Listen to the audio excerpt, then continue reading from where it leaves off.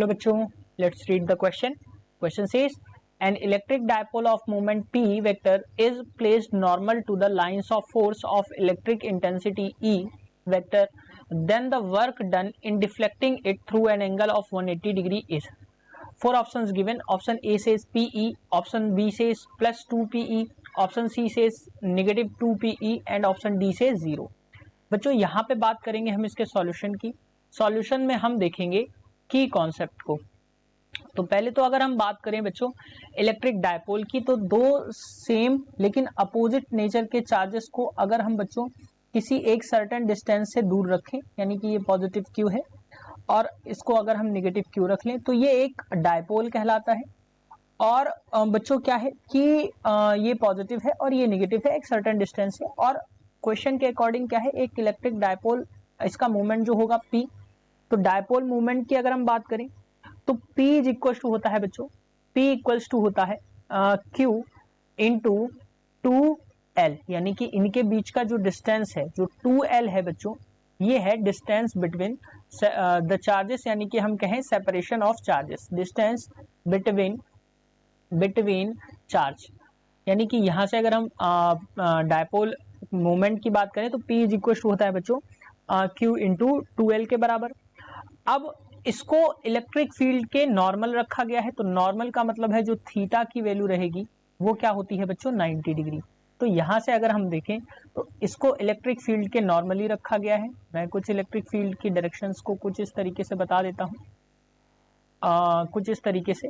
तो बच्चों होगा क्या कि जो इलेक्ट्रिक फील्ड है उससे इसको नॉर्मली रखा गया है, तो यहाँ पे मान लिया कि जो थीटा बन रहा है वो थीटा 1 है और ये 90 डिग्री का होगा, बेसिकली होगा 90 डिग्री का. तो ये परपेंडिकुलर होगा. मैं कुछ इस तरीके से इसको, ये बनेगा कुछ इस तरीके से. जब ये परपेंडिकुलर होगा तो इलेक्ट्रिक फील्ड के कुछ इस तरीके से यहाँ पे बन जाएगा. मैं इसको क्लियरली ड्रॉ कर देता हूँ.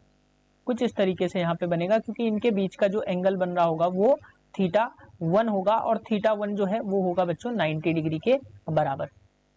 अब अगर हम इसकी बात करें तो कोई भी जो हमने लिया है वो कोई भी एक एंगल से रखा हुआ है, मान लेते हैं थीटा 1 ही रखा है.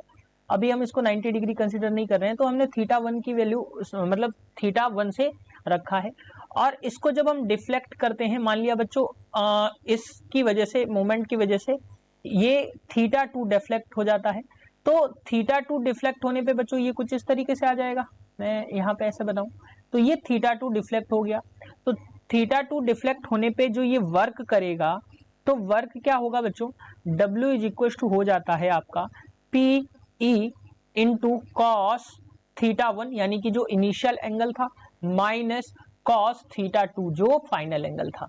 सो वर्क डन जो आएगा बच्चों वो कुछ इस तरीके से हमें मिलेगा.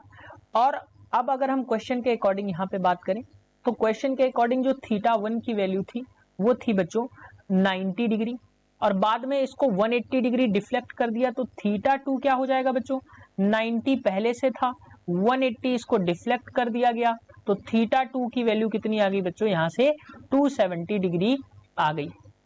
अब अगर हम इन वैल्यूज को फॉर्मूले में पुट करें तो W इज इक्वल टू हमें क्या मिल जाएगा, PE इंटू क्या होगा बच्चों, यहां से अगर हम बात करें तो PE इंटू कॉस थीटा 1, यानी कि cos theta 1 minus cos theta 2. अब वैल्यूज को पुट करेंगे तो ये आ जाएगा बच्चों PE कॉस थीटा 1 की वैल्यू थी कॉस 0 माइनस कॉस 270 डिग्री. यहां से हमें दोनों वैल्यूज मिली, वो मिल गई हमें 270 डिग्री. सो बच्चों कॉस 0 की वैल्यू होती है 0, और अगर मैं यहाँ पे बात करूं सॉरी ये कॉस 90 होगा बच्चों, कॉस 90, थीटा 1 की वैल्यू थी कॉस 90, तो कॉस 90 की वैल्यू क्या रहेगी बच्चों 0.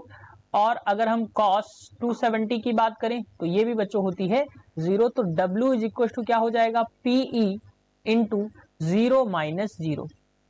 सो यहां से अगर हम W की बात देखें तो W इज इक्वल टू हमें मिलेगा 0. सो ऑप्शंस की अगर हम बात करें तो ऑप्शन जो रहेगा, और ध्यान रखिए इसके यूनिट्स के बारे में अगर हम बात करें तो ये रहेगा जूल में. तो अगर हम ऑप्शंस देखें तो option D is the correct answer, that is 0. Hope you understood it well. Best of